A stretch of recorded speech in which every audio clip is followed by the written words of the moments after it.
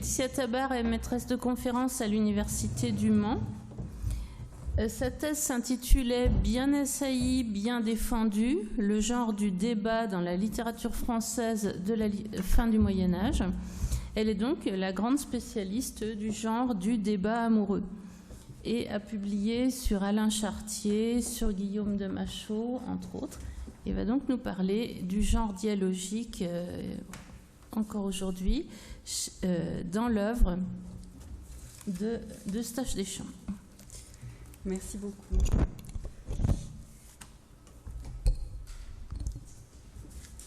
Alors, à deux visages, c'est l'expression que je vous propose pour commencer, une expression qui pourrait valoir pour le poète Eustache Deschamps, autant peut-être que pour les pièces qui portent cette mention dans la rubrique.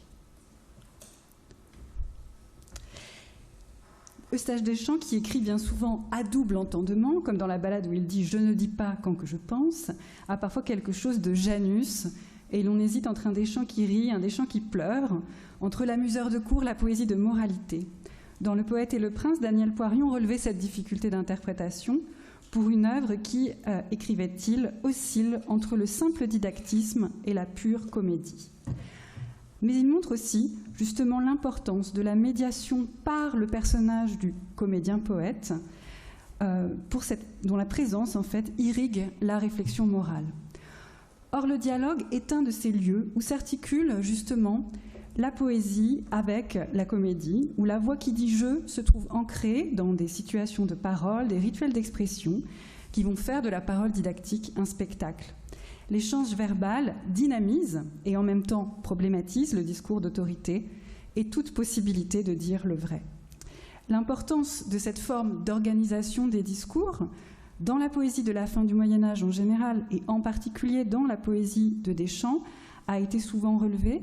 Le poème dialogué a fait l'objet de 2 articles, l'un d'Omer Jodogne, qui attribue à Deschamps la paternité de la ballade dialoguée en français, l'autre de Susanna Bligenstorfer, qui s'est intéressée plutôt aux effets satiriques liés au dialogue, mais à ce titre, elle a aussi élargi la perspective au-delà de la ballade, en prenant en compte toutes les formes de dialogisation dans la poésie de Deschamps, et elle compte alors une centaine de pièces qui comportent un échange au discours direct.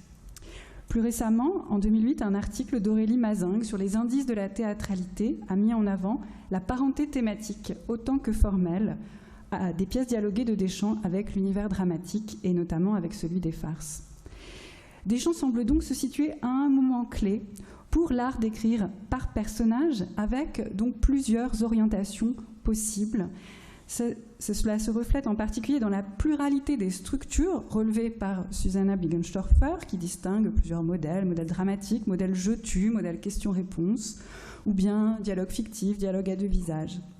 Alors je ne vais pas faire le tour de tout ce qu'il y aurait à dire sur ce corpus, et j'aimerais centrer la question autour de l'ambiguïté, en raison de cette rubrique donc, qui apparaît dans l'anthologie à la ballade 195, où l'écriture est caractérisée justement par l'ambiguïté, la ballade étant à 2 visages, c'est-à-dire qu'elle ouvre sur 2 interprétations.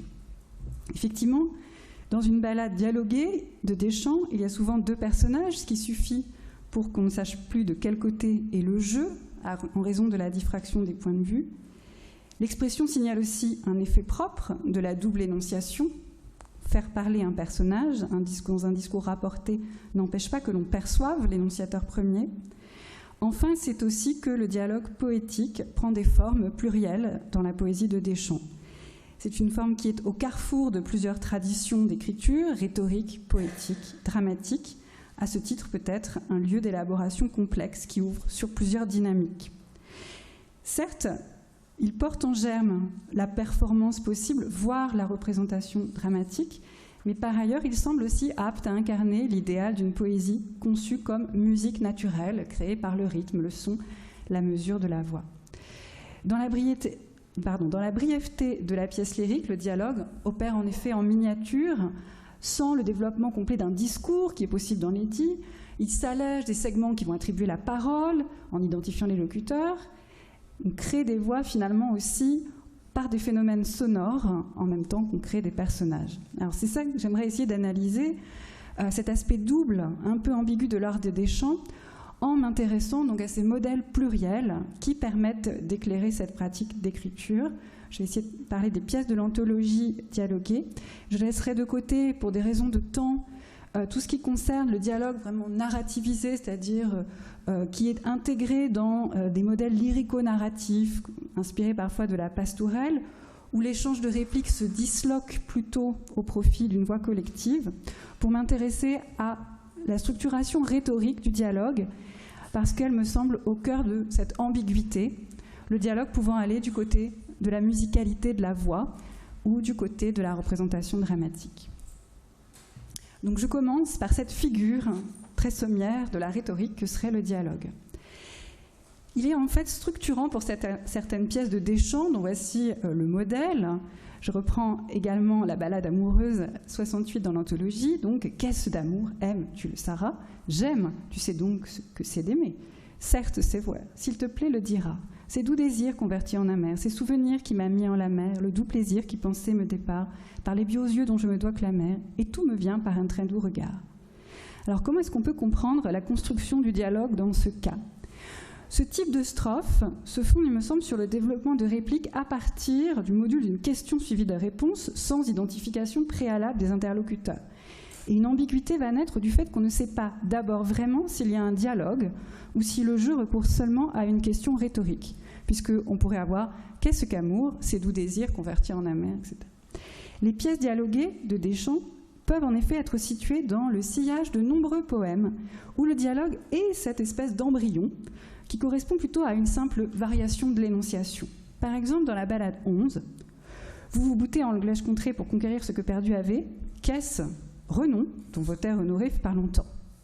Le choix de l'éditrice, Clotilde, est tout à fait juste, signaler la rupture énonciative grâce au tiré. Mais on peut hésiter entre une question qui est faite pour dramatiser l'énonciation et l'irruption effective de la voix d'un autre, qui serait vraiment un interlocuteur. Comme variation ponctuelle de l'énonciation, le dialogue fin peut être courant, il est courant dans la tradition des Trouvères, il s'éclaire donc par cet arrière-plan rhétorique.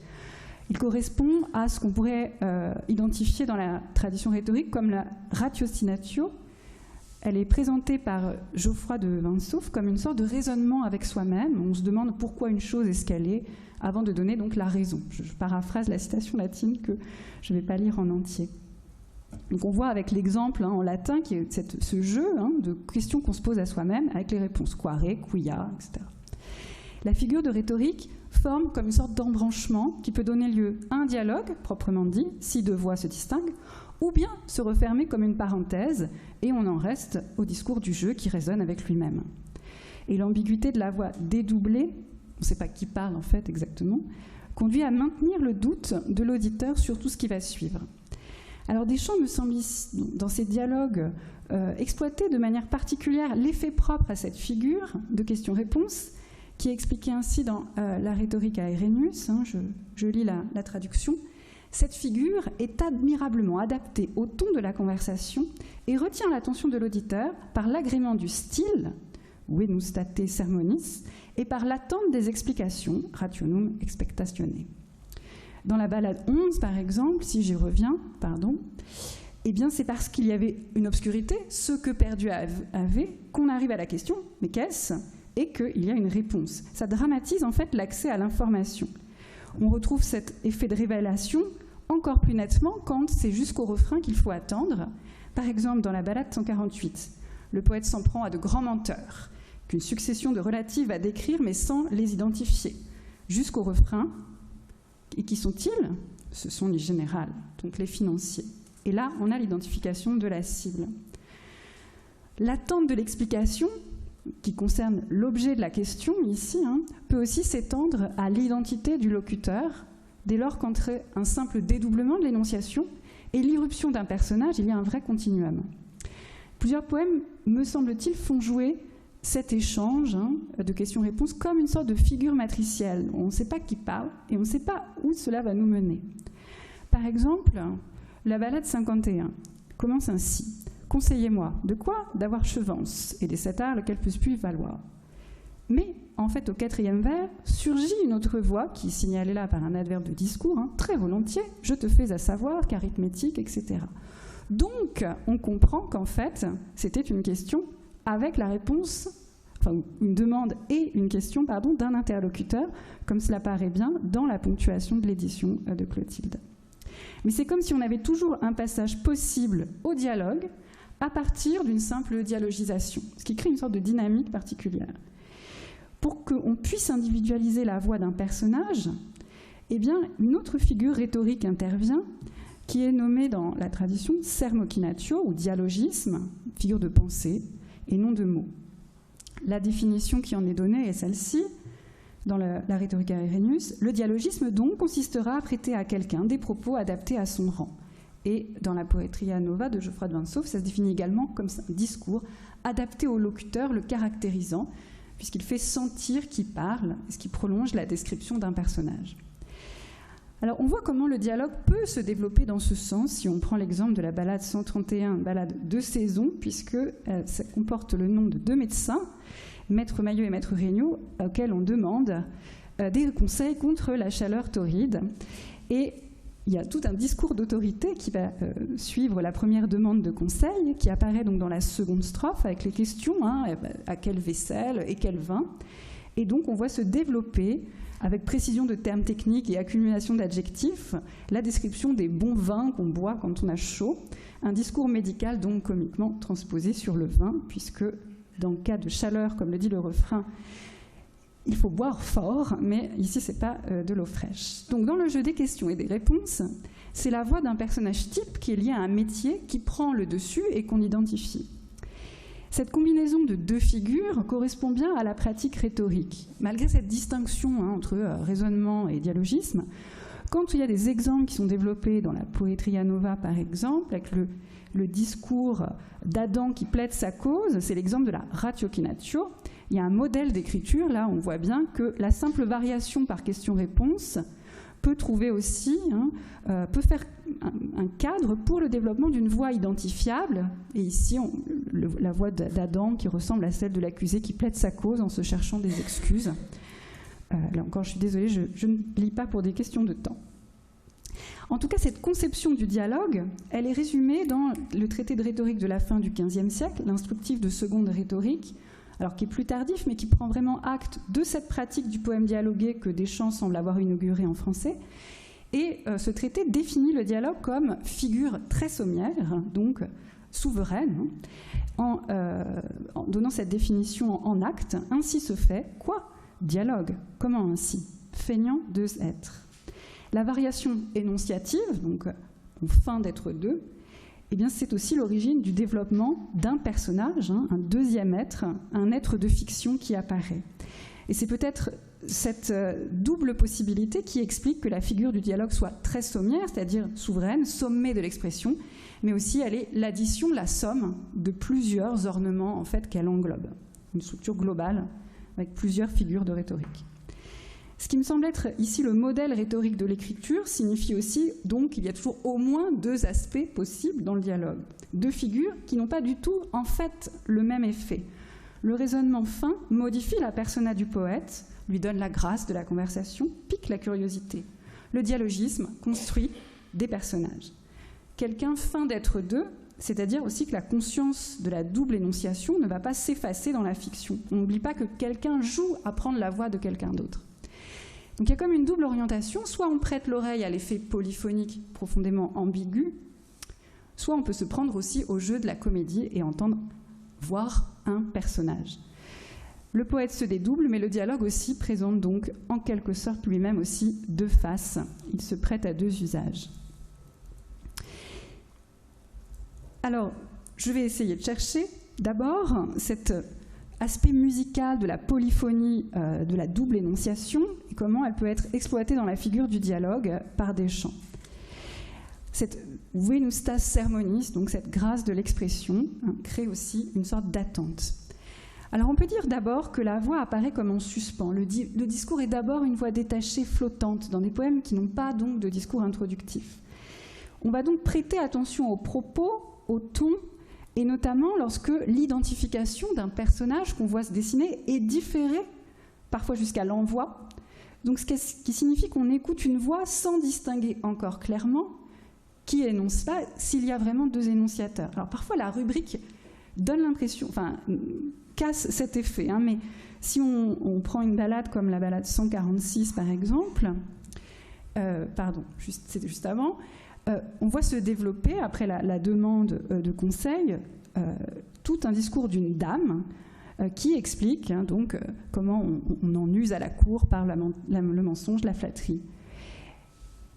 Et on attend jusqu'à l'envoi pour savoir que c'était en fait Folie qui avait appris ce beau gouvernement. Donc on sait, finalement, ce serait une sorte de voix intérieure peut-être, qui ne se séparait pas complètement de l'énonciateur. Donc dans ce type de construction dialoguée, une sorte de voix prend le dessus, puisque le poème se centre sur un personnage dont on hésite à comprendre l'identité. Dans la question ou la demande, eh bien se déploie ce discours où va se révéler un personnage, mais sans qu'on puisse clairement l'identifier. Par exemple, dans la ballade 167, ça commence par une demande d'aumône d'une mendiante. Lasse, donnez-moi une offrande en l'honneur de la Vierge Marie. Et je la vous octroie truande, arce soyez ou enfoui, car messe ne puisse être oi, pour votre ennui, qu'on cesse moutier. Donc on voit tout d'un coup, et tout le reste de la pièce est construit autour du discours de cette malédiction par l'homme qui est agacé par le harcèlement des mendiants dans l'église. Et c'est lui qui est un peu l'objet de l'interrogation. Or là, l'envoi ne donne pas la clé. Donc finalement, on attend jusqu'au bout. Est-ce que c'est le point de vue du poète? Ou bien est-ce que le poète est en train de mimer avec un peu d'outrance ridicule et avec ses contradictions cette voix quand même un peu paradoxale du bon chrétien qui veut ouvrir la messe mais qui ne fait pas la charité? Donc finalement, à ce moment-là, on peut se demander s'il n'y en a pas deux visages, effectivement.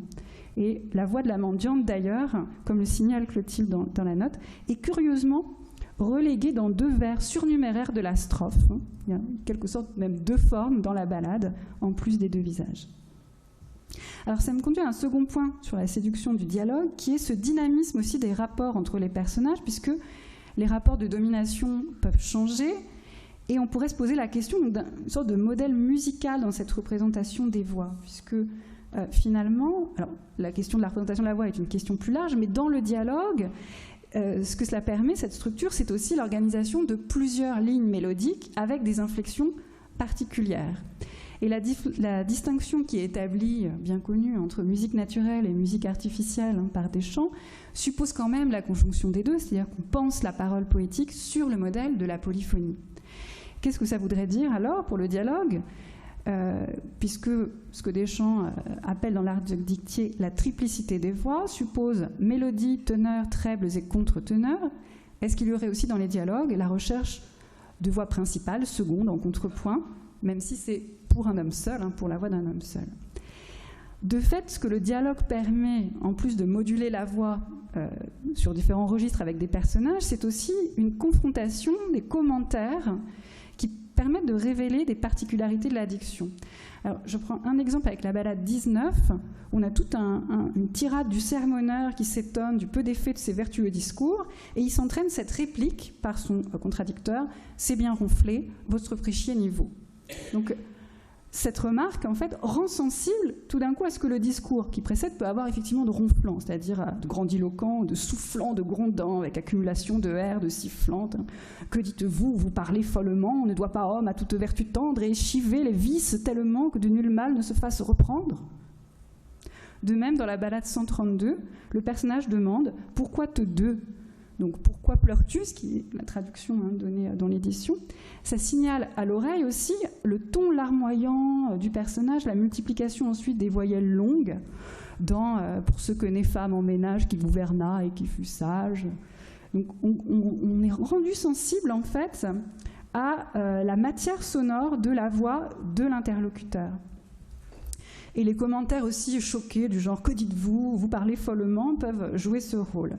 On a comme des révélations de dissonance et de sonorité, ce qui distribue aussi des rôles entre registre principal d'une voix, contrepoint ironique du commentaire. Un terme de la technique musicale va métaphoriser ce processus, c'est le verbe « noter », de résonance très macho.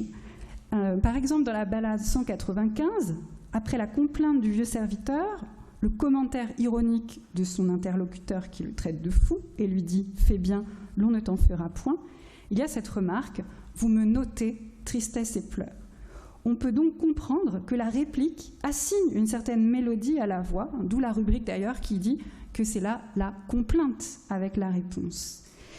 Dans le chant royal 160, autre emploi du verbe noter, alors dans un sens un peu différent, à la fois érotique et poétique, le verbe va servir à décrire la manière dont Robin fait chanter Marion par art de nature. Je ne vais pas expliquer la métaphore, mais en tout cas, ça métaphorise à la fois la sexualité et l'écriture de la voix. Donc noter ici, il commence à la noter, 1, 2, la tierce doublée, est une manière de métaphoriser la production de la mélodie de la voix féminine. Et celle-ci est censée apprendre la figure du contrepoint, feindre la voix, déchanter à rebours. Donc, il y aurait plein de choses à dire sur ce texte, mais en tout cas, c'est comme si la diction était signalée ici comme une sorte de performance vocale pour mimer une voix féminine en contrepoint. Et dans d'autres cas, les différentes voix s'entrelacent sans que l'une domine l'autre, et on a vraiment plutôt ce qui ressort, cette espèce d'esthétique musicale qui apparaît par exemple dans la saute chanson, dans la pièce 118, avec des bribes de conversation en désordre, où on a l'impression de voir plusieurs dialogues entrelacés, et puis même des cris de Paris comme ils sont forts et de bonnes vaches mes souliers. La question d'où viens-tu du marché, c'est décalé avec des sortes d'entrelacements de plusieurs voix. Comme si finalement les modulations de la parole ici se substituaient à la représentation d'un acte de communication. Alors ce plaisir sonore qui est créé par les changements de voix donne à voir aussi la multiplicité intérieure du poète. Ça apparaît parfois dans les mouvements du dialogue qui changent le rapport entre les personnages. Lorsque la ballade est dite à deux visages, justement, c'est le cas, parce qu'il y a une complainte et une réponse qui met l'accent sur le retournement en fait, qui s'opère. La seconde voix passe au premier plan dans la réponse et l'objet elle-même d'une caractérisation. L'effet est très clair dans la ballade 165, puisque d'abord une demande comique en latin, et donc le discours d'un vieil homme qui se plaint d'avoir plus guère de quoi se battre au jeu de l'amour, donc d'où le refrain « On que mes hommes n'aussi faibles mais rien ». Mais finalement, le regard va se retourner vers la voix qui questionne, donc qui va se dévoiler. C'est un personnage de vieille qui va offrir sa propre réponse et son propre portrait de laideur, j'ai ventre enflé, etc. Comme si finalement le questionneur devenait l'objet et qu'on avait cet effet de voix qui finalement prend la place de la première.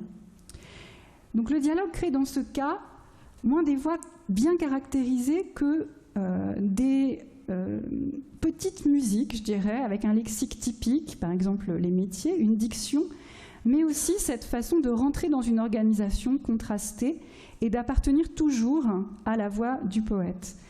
Et cette grâce de l'expression, cette séduction, il me semble, suscite un plaisir qui n'est pas tout à fait le même que celui de la comédie, parce qu'il y a la musique et puis il y a cette déstabilisation du sujet du poème, avec un mouvement sinueux et imprévisible qu'implique l'échange verbal, où on suit toujours une mélodie avec une hiérarchie un peu mouvante entre les voix, et la possibilité toujours de voir le discours du sage se retourner en celui du fou, le discours du poète se retourner en celui d'un personnage.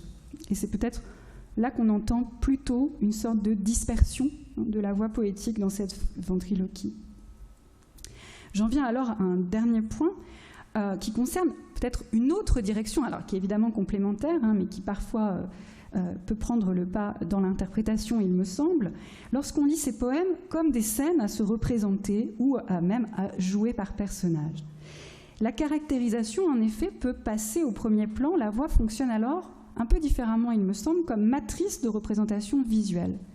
C'est le cas avec les apostrophes qui construisent tout de suite une scène, une scénographie autour du discours, un espace autour de l'énoncé, comme, alors, avec un cas un peu particulier qui est l'appel initial par une sorte de cri. On en a plusieurs exemples ici avec « Aluis », donc, qui est à la fois un cri et un geste, celui de frapper à la porte. Et puis plusieurs poèmes, « Sus alarme » pour Mardi Gras, « La plainte de la mendiante »,« Là, se donnez-moi une offrande », une sorte de cri de métier. On pourrait même entendre dans « Suis-je belle » si on suit l'idée que c'est un peu racoleur. Donc en tout cas, cette manière d'ouvrir par un cri, elle pose un espace, et ensuite les apostrophes proprement dites, avec nomination de personnages, peuvent dessiner une situation avec des rôles, notamment dans les pièces de l'anthologie, mais plus largement, parce qu'il y a de nombreuses ballades ou chants royaux dialogués, de nombreux et de nombreuses, qui évoquent le monde judiciaire. Le bailli, par exemple, dans le chant royal 130, à l'ouverture, le sire-juge au refrain du chant royal 171, qui lui-même d'ailleurs commence par tout un chapelet d'injures contre les ribauds, les truands. La présence de ces personnages qui sont communs dans l'univers dramatique des farces, et même plus général, en arrière-plan aussi dans l'univers des fabliaux et de la culture comique, est, selon Aurélie Mazingue, un indice de la théâtralité, et elle relève à juste titre que toutes les pièces dialoguées de ce type réunissent de fait des ribauds, des truands, des représentants de la justice. La caractérisation des voix permet de deviner en fait quel type se dessine.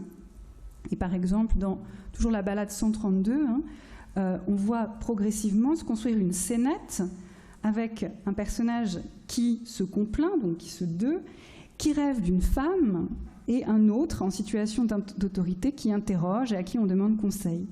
Et les deux voix se distinguent bien par les changements de modalité. Donc à lui, qui est ami, que veut, conseil, de quoi, de mariage, mari et veuille. Pourquoi te deux? Pour ce que n'est femme en ménage, qui gouverna et qui fut sage, bonne, belle et humble tenue, riche, jeune et de haut parage. Tu es fou, prends une massue. Et à la fin, le refrain, il me semble, caractérise par une figure qui est aussi une figure de type théâtral, le fou à la massue, donc type de folle ici, récalcitrant à la raison. Et on voit bien en fait qu'il y a même dans la brièveté de la ballade, et au contraire, ça permet des régularités formelles perceptibles. On voit bien donc d'un côté une sorte de personnage entiché qui réaffirme sa volonté, ensuite, si je le ferais, non, avoir veuille les 12 images, d'avoir femme en rage, donc celui qui trépigne en disant je veux, et l'autre qui essaie de le dissuader tant bien que mal. Donc une parlure caractéristique semble s'entendre. Il y a cependant en plus, très souvent aussi, par rapport aux ballades qui reposent simplement sur l'alternance des voix, des indices de déplacement dans l'espace, quelque chose qui porte aussi là une représentation visuelle avec des verbes de mouvement à l'impératif, des déictiques. Et aussi dans le manuscrit, c'est pour ça que je vous montre un petit extrait, une ponctuation qui n'est pas systématique mais qui me semble assez récurrente pour être signifiante. C'est une hypothèse que j'avais essayé de développer précédemment. Et donc je vais simplement revenir sur le chant royal 171. Un voleur arrêté est emmené en prison. Le prévôt va le soumettre à la question pour lui faire avouer ses crimes. Et comme c'est apparemment un clerc, donc il ne relève pas de sa juridiction, il doit le remettre au bailli, qui lui-même le rend en juge ecclésiastique, qui le libère moyennant bonne rétribution. Donc c'est une petite farce judiciaire qui se dessine. Et lors du premier interrogatoire, le prévôt menace donc le truand. Vous avez ici l'image du manuscrit et puis une transcription où j'ai conservé la ponctuation. Je ne vais pas tout lire, mais pour reprendre des éléments, on voit bien qu'il y a une logique du dialogue un peu autre. On retrouve l'échange qui évoque un peu la sotte chanson avec des répliques décalées. Dont fus-tu né? On m'appelle hardi. Quel âge as-tu? J'en ai quitté ma part de 12 sous. Donc il y a une variation énonciative question-réponse, mais dans un cadre où la parole fonctionne bien, comme didascalique, l'adverbe ça au début, or ça, ribot, qui suppose un mouvement, l'apostrophe, l'impératif aussi, tire-le d'une part, plus loin, baillez-lui une série de coups. Et puis il y a ces points qui semblent bien indiquer la même chose que l'art de dictée, c'est-à-dire des paroles poétiques bien accentuées, mesurées, qui sont, je cite, prononcées et pointoyées par douceur de voix et ouverture de bouche, où on doit donner son et pause, c'est la page 592. Et les points ici, il me semble, indiquent manifestement qu'il y a un jeu sur l'intonation, l'accentuation, mais aussi presque une sorte de gestuelle qui est signalée par le copiste, notamment donc dans ce 5e vers. Quel âge as-tu? J'en ai quitté ma part de 12 sous. Oh, tu fais le connard. Donc là, vraiment, il y a une sorte de rupture qui est indiquée par les points détachant la syllabe. Ça crée un effet comique qui laisse aussi place à l'imaginaire d'un mouvement, comme cela apparaît à la strophe suivante lorsque l'accusé est conduit devant le bailli. On a amenez-le, veille-le-ci, ça, ordi ce qu'il voudra, et on a une multiplication de voix tout à fait significative de la confusion des instances judiciaires, certainement. Il y a plusieurs manières donc de répartir les répliques, mais on visualise bien une succession d'adresses qui entraînent des mouvements indiqués par les impératifs. Bandez-le, amenez-le, veille-le-ci, ça, Et c'est comme si on redescendait toute la chaîne de commandement jusqu'au moment où l'accusé est poussé devant le bailli avec ce qu'indique le mouvement vers lui dans l'adverbe « ça ». On s'oriente donc, à mon avis, plutôt là vers un modèle dramatique du dialogue, au sens où l'organisation des répliques va traduire une action et obéir à une logique visuelle. Et la question de la représentation existe évidemment pour ces pièces, dont on a deux exemples importants dans l'anthologie, avec Ce chant royal et puis la série des poèmes 129-130. Mais ces deux grands ensembles appartiennent aussi à toute une série plus large où l'écriture va viser aussi l'incarnation dans le corps, au moins dans la voix. Le dit de Maître Troubert et d'Entrognard, qui est aussi intitulé Farce dans la table des matières du manuscrit 840, et le dit des 4 offices de l'Hôtel du Roi, entièrement dialogué, copié avec des rubriques et qui porte la mention à jouer par personnage, ce qui suggère bien la possibilité de la performance. Et ce dit a été récemment édité par Estelle Doudet dans le tome 1 du recueil général de moralité d'expression française. Par-delà même sa présentation, il y a vraiment une élaboration, une logique interne qui évoque le jeu dramatique. On n'a pas d'attestation des représentations, mais il est clair qu'il y a aussi une logique là, de distribution des rôles possibles indiqués par la rubrique, ou alors un monologue dramatique porté par un homme seul, et en tout cas un espace avec la cour, et notamment de Louis d'Orléans, qui a pu constituer un espace de réception possible pour ce type de performance. Alors au terme de ce parcours, j'aimerais donc souligner que ce qu'apporte peut-être cette pluralité des approches pour les pièces dialoguées. Toutes ne relèvent pas donc d'un même modèle peut-être, il y a quelque chose qui me semble très expérimental dans cette écriture du dialogue. Et leur dynamisme me semble précisément lié à ces possibilités doubles de développement, à cette ambiguïté fondamentale de la construction rhétorique. Une question et peut-être va surgir une voix pour répondre, ou bien non. En fait, c'est juste le ton docte du ratiocineur. Et parfois, s'il y a une réponse, le personnage existe, on imagine même une petite scène, et parfois on ne voit pas très bien qui se dessine, on se demande bien si c'est le poète ou un personnage, ou les deux. L'envoi peut donner la clé ou non. Les sonorités surgissent parfois de manière comique, un changement de registre, un changement de langue, on passe du latin au français. Donc Deschamps me semble vraiment jouer de l'art du dialogue comme d'une forme qui soutient l'attention de l'auditoire, et parce que ça peut toujours partir là où on ne l'attend pas, et en même temps donc, que ça désoriente et que ça émiette aussi les voix, eh bien ça crée de la surprise. Au milieu de cette régularité de la forme à refrain, il y a cette bifurcation soudaine de l'art du dialogue. Donc cet art ouvre certainement sur la performance dramatique, et certaines silhouettes de truands s'imaginent très bien en mouvement, il me semble. Mais il y a aussi un en deçà, c'est pas le dernier mot finalement que d'arriver au dramatique. Dans ces jeux de la voix ambiguë, c'est presque un autre plaisir, un plaisir de voir la dissociation intérieure, quelque chose qui tiendrait peut-être du monologue dramatique, mais pas forcément, on n'a pas forcément besoin d'un corps en mouvement, juste de cette présence sonore corporelle de la voix qui se module, qui charme l'oreille et qui titille l'esprit. Merci beaucoup.